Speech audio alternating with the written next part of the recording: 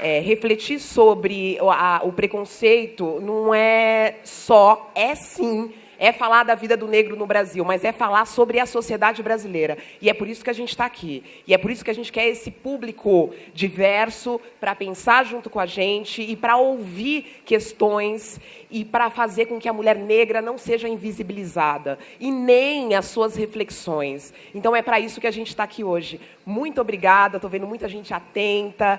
E a gente está com 2 pessoas, logo mais 3, que vão poder ajudar todas nós a refletir sobre essas questões.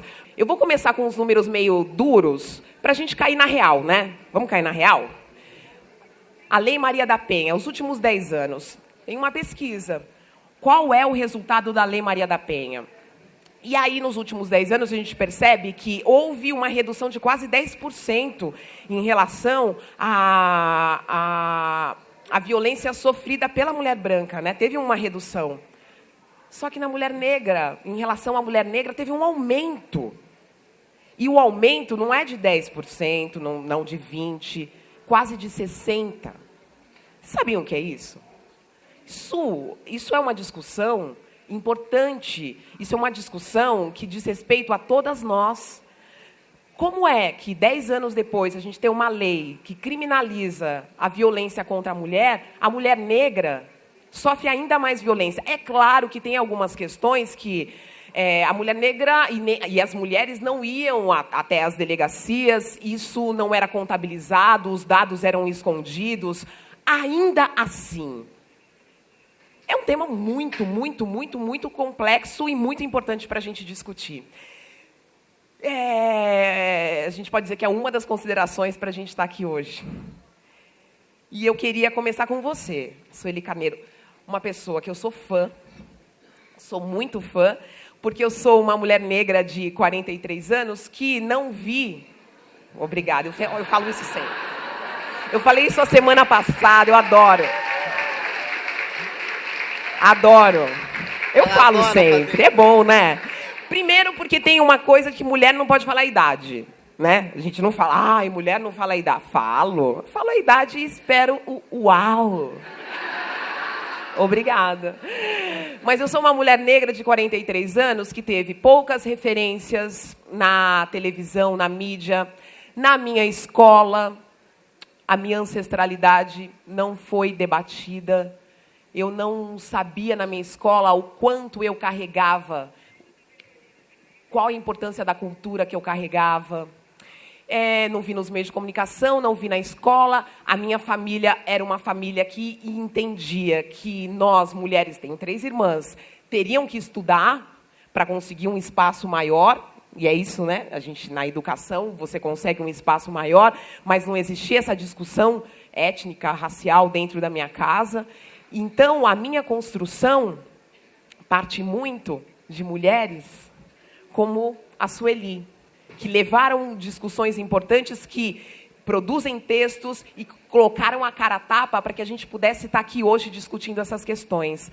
Sueli, ser mulher negra em 2016, ter 20 anos hoje, negra, é diferente de ter 20 anos há 40 anos? Realmente, ser mulher negra em 2016, eu digo para você que nunca foi tão bom. E eu venho de uma geração de militância, das primeiras gerações de feministas, que até uns 10, 15 anos atrás, nós nos reuníamos e a gente dizia assim, gente, mas somos nós conosco ainda. Sempre, né, olhava para o lado, era a mesma companheira de 10, 20, 30 anos atrás, levando aquela mesma luta. E, de repente, eu não sei o que foi que aconteceu. Realmente, isso eu não sei, alguém precisa estudar. De repente, eu vejo uma multiplicidade de jovens negros, porque nós já tínhamos dado o feminismo como um assunto morto e encerrado. E não sei onde vocês estavam, vocês jovens, entendeu? Ninguém... E, de repente, começa. E são jovens feministas brancas, negras, que pululam, né? E que chegam cada dia mais jovem na luta, com cada dia com mais coragem, com cada dia com mais radicalidade. E nós já havíamos conversado lá no fundo que, quando se fala radical, estamos usando um conceito extremamente positivo, que é aquele que toma as coisas pela raiz, e não no sentido que o senso comum tenta atribuir, de dizer que o que é radical é extremista, é inadequado, é equivocado. Não.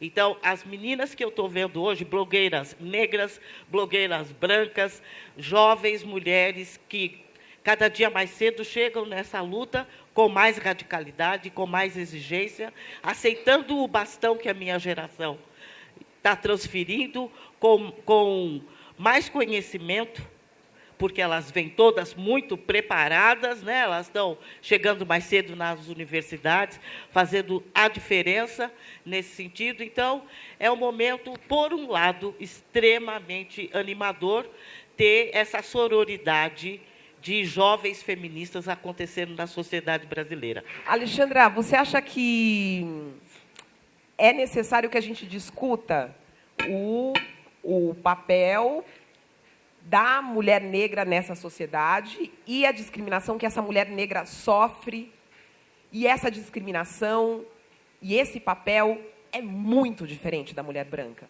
Claro, eu não vou assim me expressar como uma militante ou ativista brasileira, porque não sei o que é ser uma negra brasileira. Mas vou me expressar no meu nome como negra francesa. E desde que eu cheguei no Brasil, faz 4 anos, eu vi já uma mudança. E o que me traz muito prazer é ver o quanto o país, o Brasil, está como uma adolescente rebelde, aberto a esse diálogo.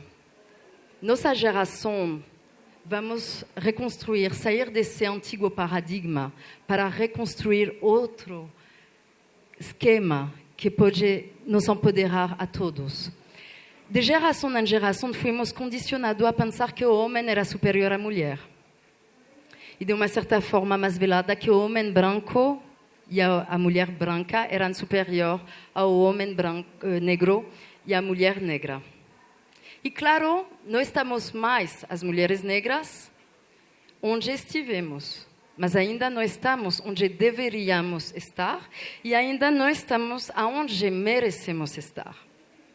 Então, hoje precisamos enxergar quando o assunto é muito sério. E o que gosto no Brasil, e que é muito diferente do meu país, é que aqui o povo negro é a maioria. Na França, escutou muito de vitimização, de mimimi, etc. E nossa Constituição proíbe as estatísticas étnico-raciais. O primeiro artigo da nossa Constituição fala que nós somos todos iguais. Mas gostaria que, se estivéssemos todos iguais, lá ou aqui, gostaria vocês, como brancos, enxergar se vocês gostariam de trocar seu lugar para ser um homem negro ou uma mulher negra. Com todas as consequências de talvez não conquistar espaços de poder, de decisões, não conseguir um apartamento para alugar, um trabalho que tem dignidade. E as pessoas lhe enxergar sempre com essa hipersexualização da mulher negra, ou a faxineira, a mãe de leite que não dá mais leite, mas que continua cuidando dos filhos e educando os filhos brancos, mas que deixa os seus filhos lá nas comunidades sendo criados por a rua e o ambiente tóxico. Então, para mim, é muito interessante hoje conseguir enxergar o quanto precisamos de mais empatia, mais compaixão, mais amor nesse debate. E gosto de fazer essa dinâmica com as pessoas para enxergar o quanto esse é grave. Imagina agora um mundo onde tudo o que fosse feito pelos negros fosse considerado como lindo, inteligente, intelectual, maravilhoso, sutil, incrível. Que todas as suas referências históricas fossem só com negros. Os historiadores, os inventores, os revolucionários, filósofos, autores, todos, até o Ser Supremo, Deus, fosse negro, Jesus Cristo, Moisés, etc. E as únicas referências sobre brancos são 2 páginas dentro dos livros didáticos que falam que os brancos foram escravizados. E quando você abre a televisão, a maioria dos caracteres dos personagens, dos desenhos animados, são negros. 100%, claro, dos personagens de destaque, rei, rainha, princesa, são de cor ebena. Não mulatos, não morenos, negros mesmo. E a mulher branca, nas novelas, é sempre a faxineira ou a amante que destrui os casamentos dos ricos negros. E o homem branco, claro, é o safado, o criminoso, o traficante de droga, ou segurança. Como seria esse mundo? Não seria cruel? Não seria chocante? Pois é. E tampouco é um mundo que quero ver. Mas essa é a nossa realidade ainda em 2016, quando colocamos um ser humano negro nesse mundo. É a realidade dele.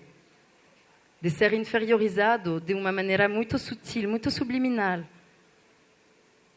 Porque o branco não é responsável por o que aconteceu ontem com a escravidão, o branco de hoje, de nossa geração. Vocês não são responsáveis por o que aconteceu ontem com a escravidão, mas vocês nasceram com privilégios. E é importante enxergar isso. E esses privilégios trazem consequências em nossas vidas.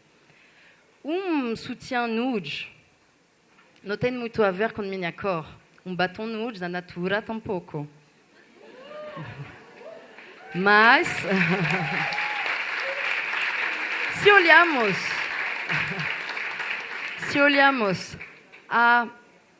realmente, se olhamos a maioria do povo brasileiro, é negro. Então, essas cores deveriam ser de nossa cor.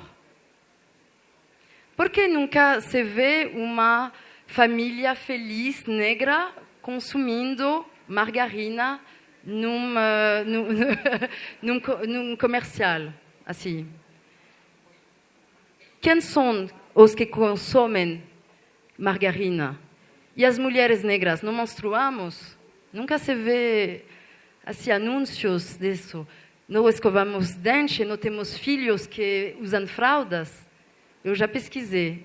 Na história brasileira ainda não tive uma família negra ou negras ou negros nessas campanhas. Mas vou lhe contar uma coisa. Os negros no Brasil, a última pesquisa que saiu do consulado americano, consomem no Brasil R$1,5 trilhão por ano. Então, se se fala ainda nas diretorias de marketing que a mulher negra não vende, pois ela compra e ela precisa ter dignidade e respeito. Muito obrigada. Vamos aproveitar esses aplausos para receber a Juliana Alves. Que prazer enorme. Que sala linda, que casa linda. Gente, primeiro eu queria começar me pedindo desculpas, com licença a vocês. Eu vim do Rio, eu estava trabalhando e eu tentei organizar para que tudo desse certo, mas eu acabei ficando presa lá. Peguei o primeiro voo que eu pude para estar aqui, porque para mim é muito importante estar aqui.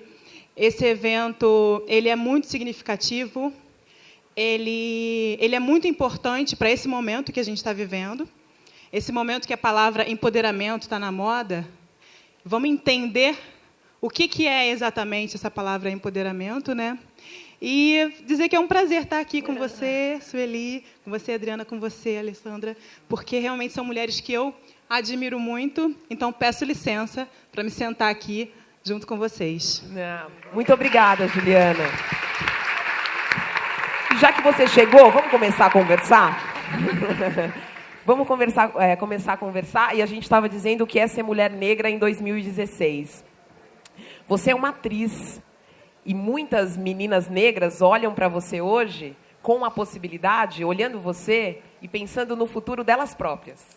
Dizendo, eu posso isso também, ou eu posso ser quem eu quiser.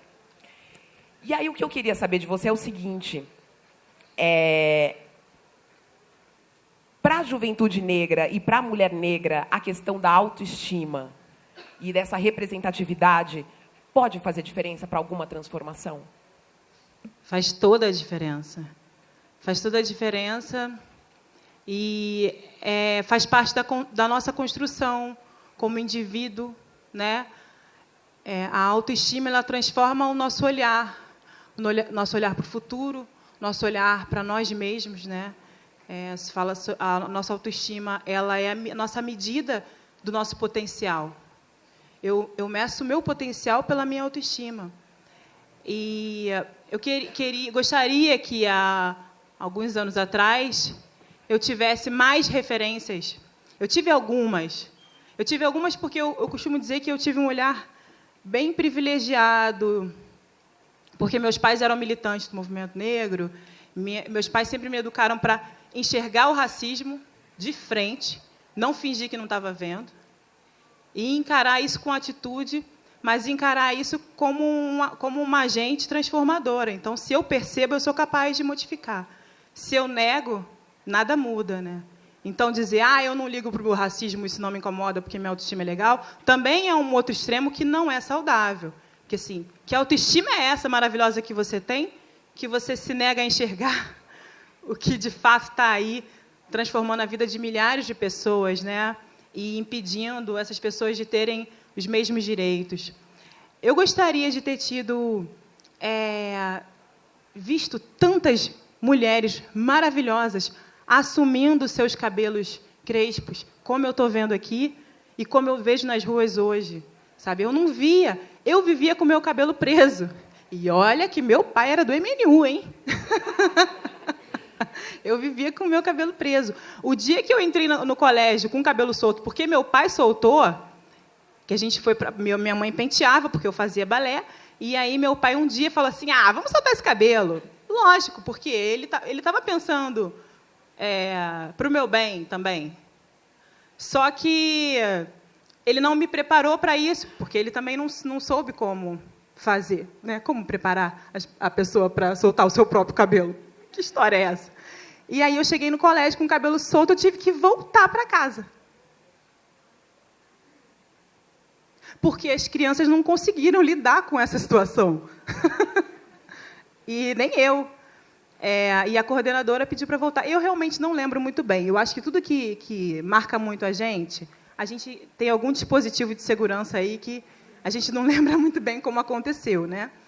Mas eu conto essa história, não contando história triste, mas eu acho que é para dizer assim, poxa, que legal que agora as coisas estão diferentes. A gente ainda sofre o racismo, a gente ainda sofre o xingamento, mas a gente tem referências muito próximas para falar assim, não, errada não sou eu. Errado é o coleguinha que está vendo alguma coisa de errado em mim. Aí é o olhar dele que está errado, não tem nada de errado comigo. O problema do racismo não está... O problema do racismo está em quem olha com esse olhar preconceituoso, esse olhar doente, esse olhar egocêntrico, esse olhar limitado. Realmente, a ignorância não é problema meu. E isso foi importante para mim, ter esse alicerce dos meus pais, para entender, não, o problema não está em mim. E hoje eu digo assim, que eu sou dessa geração que vive uma superação. Né? A gente vive a superação dessa realidade, esse momento de transformação que a gente que eu acredito que estamos vivendo, porque eu sempre acredito que estamos em movimento, por mais que esse movimento seja lento. E você dizer, não, realmente eu sou capaz de ir além e eu sou capaz de passar por cima dessa barreira. Claro. E se a gente olhar a história aqui no Brasil, do feminismo no Brasil, e a Sueli vai me ajudar nisso, eu tenho a impressão que algumas demandas e algumas reivindicações do feminismo, como trabalhar, como a mulher ter uma independência, ela trabalhar fora, ela não depender economicamente do marido, ela poder fazer as suas escolhas, essas bandeiras, ela ter a possibilidade de escolher o que ela fazer com o seu próprio, o que fazer com o próprio corpo, e a gente está falando da questão do aborto e várias questões da saúde, essas questões prementes do movimento feminista, na década de 50, 60, 70, me parece que as mulheres negras viviam isso de forma diferente. E quando isso é uma questão também para mim. A impressão que eu tenho é que quando as mulheres brancas estavam exigindo sair de casa para trabalhar, as mulheres negras já estavam fora de casa. Elas já estavam trabalhando. Elas estavam cuidando dos seus filhos, cuidando dos filhos das outras mulheres, sem um marido dentro de casa. O feminismo negro e o movimento de mulheres negras, ele começa com esse questionamento, né? Eu acho que o primeiro artigo que eu escrevi, eu perguntava de que mulheres vocês estão falando, né? Quando vocês dizem que as mulheres precisam ir para as ruas, ganhar as ruas e trabalhar. Eu pertenço a um grupo de mulheres que nunca fizeram outra coisa e sempre estiveram nas ruas, trabalhando como prostituta, quituteira, mulheres da rua, porque não tinham nem a proteção do patriarcado. É isso que inaugura, digamos, esta perspectiva atual que existe no movimento, que é o feminismo negro, que ele indaga sobre essa questão. As mulheres negras são tratadas como antimusas da sociedade brasileira, num contexto em que a brancura é o padrão hegemônico e valorizado e privilegiado para todas as situações sociais. Então, são essas perguntas que nos trazem aqui e que nos trouxeram até aqui enquanto um novo movimento social no interior de um outro movimento social. Mas eu comecei falando do copo meio cheio, né? E eu queria falar agora do copo meio vazio, porque, da mesma maneira, tanto quanto nós temos uma geração vibrante, corajosa, uma polifonia extraordinária, sobretudo de jovens negras, né, no cenário aí das lutas das mulheres, nós temos também o recrudescimento do racismo na sociedade brasileira. Então, nós não podemos desconhecer o seguinte, e isto é uma coisa extremamente grave: há um fascismo em ascensão na sociedade brasileira. E ele se manifesta na questão racial, radicalizando a atitude racista na sociedade. A minha geração travou uma luta de desmistificar o mito da democracia racial. Nós dizíamos, é uma hipocrisia, há racismo aqui, e todo mundo diz que vivemos numa democracia racial. Muito bem, eu acho que tem um paradigma que mostra como essa inflexão aconteceu na sociedade brasileira, o assunto das cotas. Aqui esse assunto polarizou a sociedade brasileira e destruiu o verniz que governava as relações raciais no Brasil. Nós tínhamos um pacto, nós tínhamos um acordo, era um acordo que todos vivemos, né, numa democracia racial. Os brancos diziam para nós, esse é o pacto, nós dizemos isso e vocês fazem de conta que acreditam. E nós vivemos felizes para sempre, até que, de uma certa maneira, nós rompemos com esse acordo, com esse pacto, na medida em que começamos a experimentar a mobilidade, começamos a nos organizar, aumentou o nosso nível de consciência e a nossa capacidade de enfrentamento disso, começamos a demandar por políticas públicas que revertessem as desigualdades existentes, e isso rompeu o pacto. Qual é a resposta do racismo branco? Violência. E isso que nós temos visto, o racismo deixou de ser hipócrita, deixou de ser sutil, deixou de ser bem comportado. Ele é cada dia mais violento, mais frontal e mais brutal. Basta dizer os números que dizem respeito ao genocídio de jovens negros no Brasil, que não tem nenhuma guerra em curso no mundo hoje, em que se mata tantas pessoas como se mata jovens negros na idade de 15 a 24 anos do Brasil. É um traço de genocídio. E eu acho que também não é gratuito que, ao invés de reduzir-se os padrões de violência contra as mulheres, eles inexplicavelmente, entre aspas, se agravam de uma maneira extraordinária. Então, nós temos a violência sobre o corpo feminino negro, a violência sobre o corpo masculino negro, configurando uma situação de genocídio da gente negra desse país, com indiferença, com absoluta indiferença e conivência da maior parte da sociedade. Então, esse é o...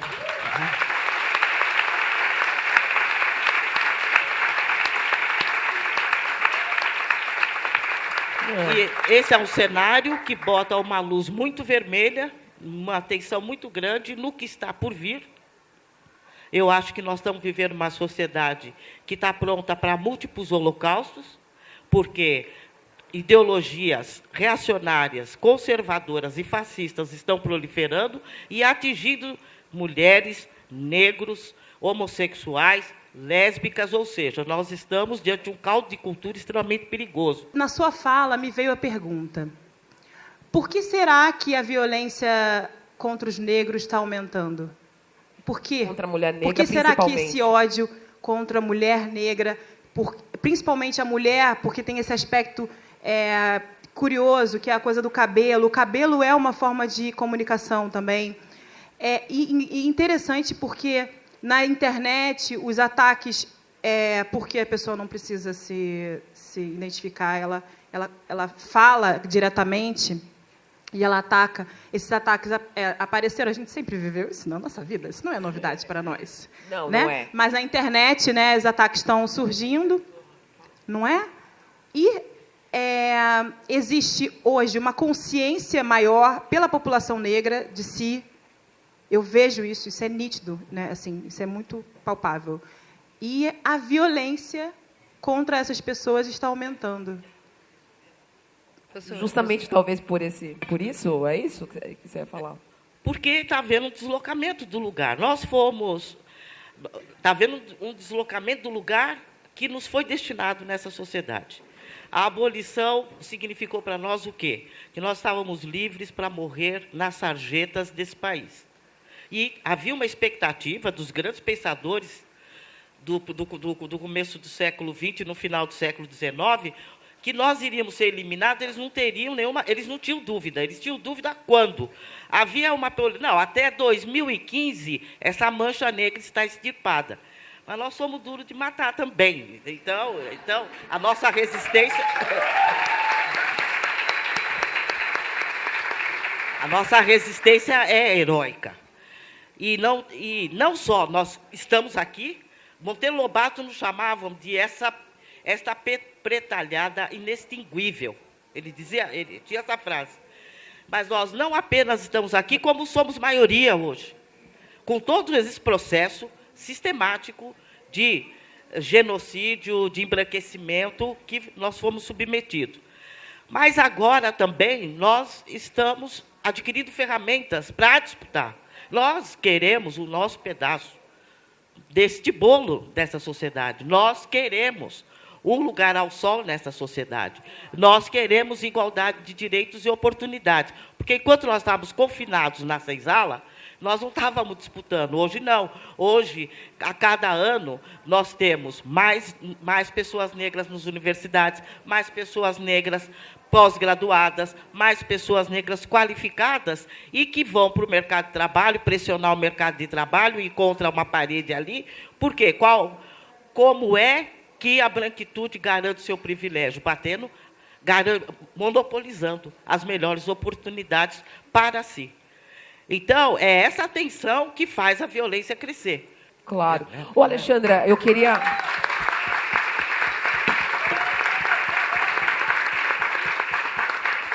se posicionar dentro dessa sociedade racista, e você também tem falas a respeito dos questionamentos, das reflexões, tanto da Sueli quanto da Juliana, mas eu também queria ouvir de você se posicionar nessa sociedade racista é uma resistência, é difícil, e as mulheres negras sofrem, ficam doentes e se superam. E eu queria que você falasse um pouco sobre isso. Eu sempre gosto assim, tomar o tema da anorexia. A anorexia é uma doença que tem nome clínico e que basicamente, ninguém fala para essas meninas que se tornam anoréxicas. Você tem que se tornar anoréxica. É muito subliminal, é muito sutil. Não tem casos de anorexia nas aldeias da Amazônia, tampouco na China, onde não chegou a mídia. Então, quer dizer que nossa mídia é responsável por criar doenças, anorexia, bulimia, estresse, etc. Eu acho que o negro também tem uma enfermidade que ainda não tem nome, mas que tem a ver muito com ter uma baixa autoestima. No Brasil, não temos de maneira muito clara placas como na África do Sul durante a apartheid ou nos Estados Unidos durante a segregação, que fala para brancos só, ou para a entrada dos negros. Mas é muito mais sutil. O negro aqui não conquista espaço de poder ou de decisões, porque ele já foi inferiorizado, formatado, manipulado para não ir, por exemplo, ele não vai entrar no Iguatemi. Ele não precisa ver essa placa, mas ele não vai almoçar lá. E eu gosto também de enxergar o quanto nos Estados Unidos estamos olhando, olha, puxa, o racismo lá é pesado. Bom, eu acho que os Estados Unidos são 100 anos na frente de nós, na Europa e no Brasil. Por quê? Porque lá o negro tem poder econômico e poder na mídia. Então, quando acontece uma coisa absurda dessa ligada ao racismo, se escuta de maneira mundial. É globalizado. Então, enxergamos os Estados Unidos como o pior país para os negros. Mas a verdade é o melhor até hoje. É um dos melhores. Eu já morei lá 3 vezes em Washington, em El Paso, no Texas e na Califórnia. Nunca fui vítima de racismo como sofro de racismo no Brasil todos os dias e na França também. E só para enxergar que 60 anos atrás, nos Estados Unidos, não podíamos nos sentar nos mesmos assentos no ônibus, não podíamos entrar nos mesmos banheiros e nos mesmos restaurantes também. Mas em 40 anos de cotas, temos o Barack Obama, que é um símbolo bastante importante, Oprah Winfrey, que é a mulher mais rica dos Estados Unidos, a Ursula Burns, que é a CEO da Xerox, etc., etc. O negro entrou em todo o espectro da sociedade e ele hoje tem poder para falar do assunto. No Brasil, se morre cada 23 minutos um jovem negro. Então, o problema aqui é muito maior e muito mais grave que nos Estados Unidos, mas aqui não se fala, é completamente silenciado. E temos que enxergar que o Holocausto foi legal, a Apartheid foi legal, a segregação, a escravidão, o fato da mulher não poder votar foi legal, de não poder nem colocar calças compridas foi legal também. E tivemos que ter vozes para se levantar e actuar para lutar contra essas coisas absurdas. Então, hoje, nossa geração, eu gosto de me colocar nos digital natives, vamos mudar, porque não dá mais. E eu acredito muito em nosso poder, de poder multiplicar nas redes sociais, verbalizar, ter essa justiça restaurativa para expressar tudo o que está acontecendo. Não podemos continuar nesse mundo eurocêntrico, machismocêntrico e heterocêntrico. E quando você não faz parte desses padrões da normalidade que gosto de questionar, você é inferiorizado, você é colocado do lado, você é visto como menos.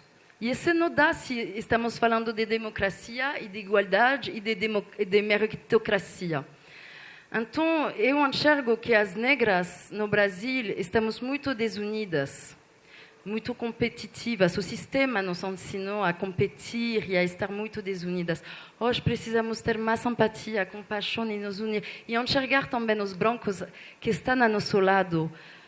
Sabe, a TRIP, a Casa a TPM, está nos dando esse espaço para poder discutir desse tema. Temos muitos brancos a nossos lados que estão mesmo completamente empolgados a ajudar. Então precisamos também enxergar que nós estamos divididos. E os negros que falam que não tem racismo no Brasil, para mim é como uma forma de se proteger.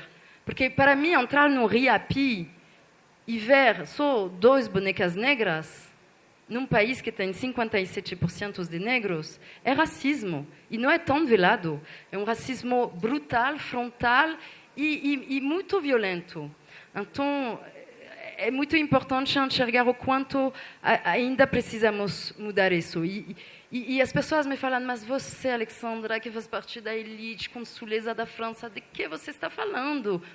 Mas eu sofro cada dia, quando eu recebo mais de 6.000 pessoas na residência consular por ano, e o protocolo francês faz questão de eu ficar na entrada para dar a bem-vinda a todos os convidados da residência consular.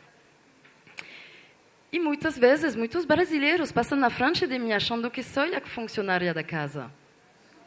E também, se eu fosse, gostaria de não ser invisível. E gostaria, hoje, poder resgatar essa autoestima nossa, para poder também ajudar esses negros que se fazem também invisíveis, de uma certa forma. E gostaria que essa pauta não acabasse aqui, mas você poder se colocar como mentor e mentora.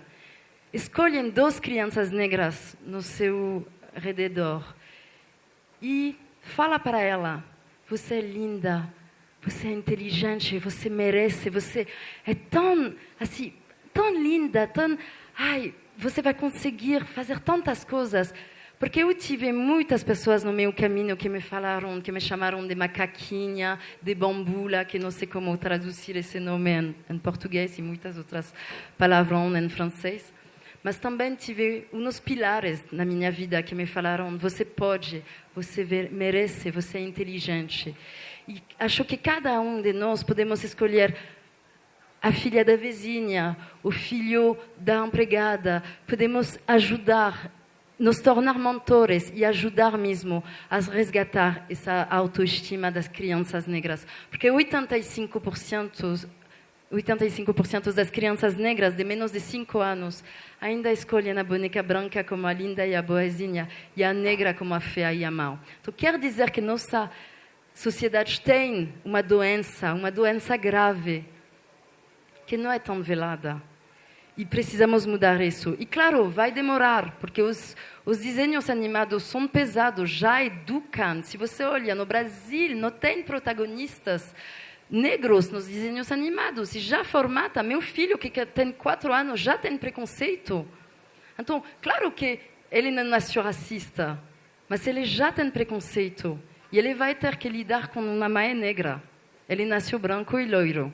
E vejo as pessoas todos os dias, ai, alemãozinho, anjinho, você é tão fofinho, tão lindo demais. E vejo o filho de minha babá, que é negro, e eles falam nada para ele.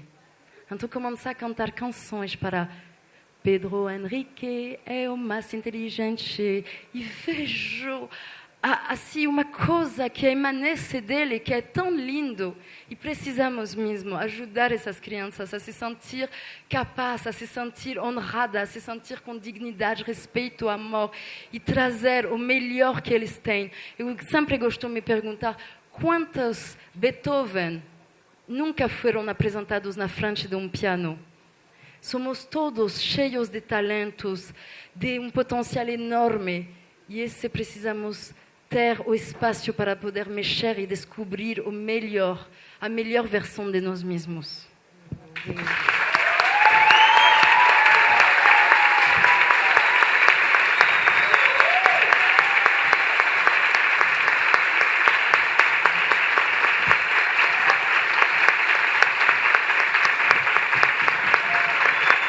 Merci. Obrigada.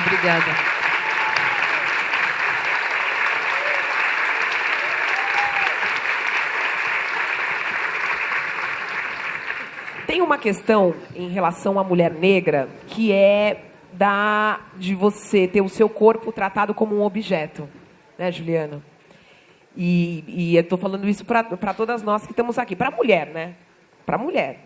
Você ter o seu corpo tratado como você ali é um objeto. E para a mulher negra, quando há uma valorização dessa mulher, é justamente por esse aspecto. Você é atriz, você é rainha de bateria, né? E você carrega o estandarte de uma tradição importante do mundo negro, ao mesmo tempo que também pode ser um símbolo ali de uma mulher que está sendo usada. Então, eu queria que você falasse sobre a sua relação com o seu corpo e a mídia. E a sua relação com essa imagem, com esse símbolo. E eu acho que é difícil, e eu tenho a impressão que é uma reflexão que você faz sempre. Pá. Essa equação é difícil. Né? É difícil, mas também é um trabalho de resistência, eu acho. Você pode ser levado pela onda, mas você pode também aprender a cavalgar. E eu estou aprendendo ainda constantemente, trabalho após trabalho, a me reinventar como atriz, a me questionar como atriz, como cidadã. Porque antes de ser atriz, eu sou cidadã. Eu questiono o mundo onde eu vivo e eu sei que essa realidade, da maneira como ela se apresenta agora, ela não é boa para mim, não é boa. Eu não gostaria que meus filhos vissem coisas que eu vi. Então eu sou uma agente transformadora. E aí essa responsabilidade ela está aqui o tempo inteiro. Mas ao mesmo tempo também em algum momento da minha vida, eu tive que pensar, eu vou negar, eu vou me ausentar de oportunidades que chegam a partir do meu estudo, de uma carreira que eu escolhi para mim, para eu me sentir feliz, né? Porque eu sou feliz atuando. Quando eu tenho um personagem, quando eu tenho uma história para contar, não importa de quem seja essa história, eu me sinto feliz e realizada. E, muitas vezes, essa história é a história de preconceito, é a história de machismo, é a história da mulher que não se vê, não vê o seu potencial. E a figura da mulata, ela é uma realidade do nosso país.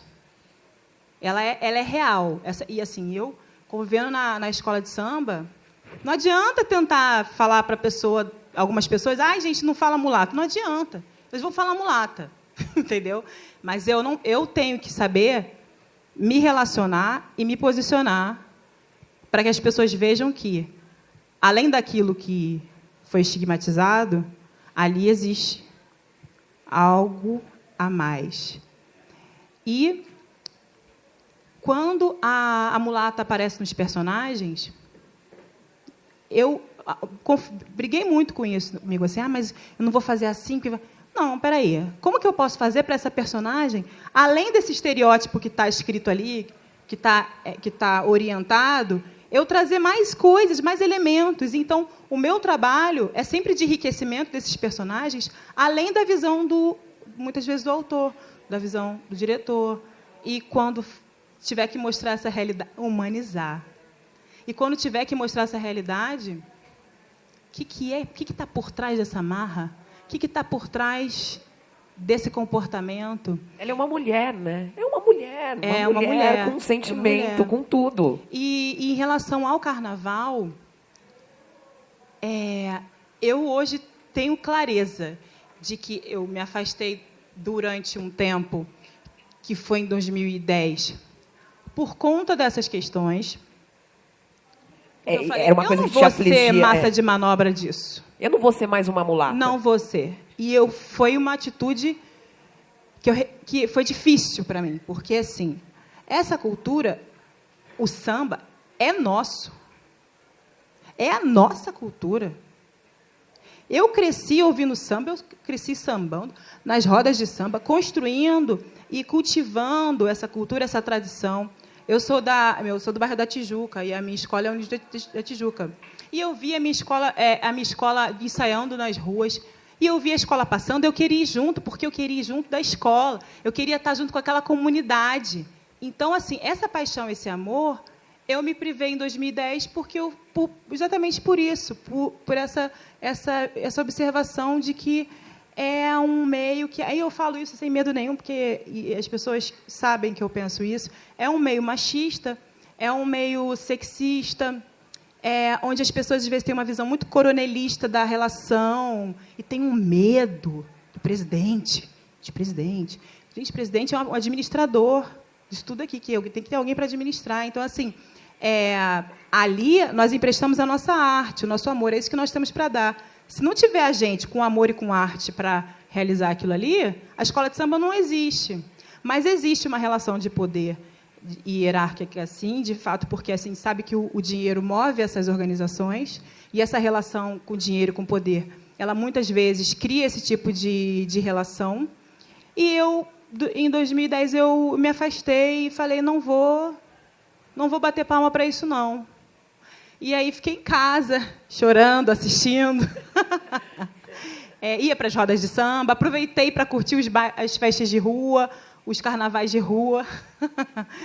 Mas chegou um momento que eu falei, peraí, gente, que isso? Está errado. Essa festa também é minha. Eu tenho direito de estar aqui. Eu tenho direito de estar lá. Eu tenho direito de pegar na mão de uma menina da comunidade, sambar com ela e brincar com ela. Eu tenho esse direito de encontrar um ritmista e me divertir com ele. Eu tenho direito de beijar essa bandeira. Eu tenho direito de estar ali. E aí foi quando eu decidi voltar.